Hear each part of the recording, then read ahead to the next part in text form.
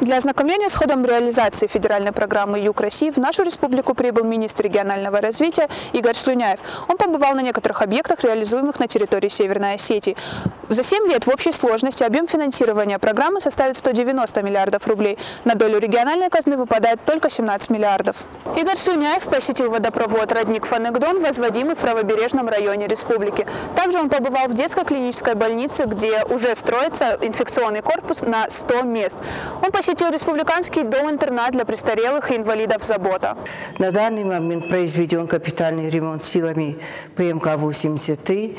И качество ремонта, вы сами, наверное, сейчас убедитесь, в каком оно состоянии, как они отремонтировали в короткие сроки. Цель федеральной целевой программы «Юг России» состоит в том, чтобы сократить уровень безработицы, а также повысить качество жизни и благосостояния граждан, проживающих на территории СКФО. Данная программа реализуется уже на протяжении 5 лет. В нашей республике за счет бюджетных средств уже построено 56 объектов, а также реконструировано здание Центра гигиены и эпидемиологии в городе Владикавказ.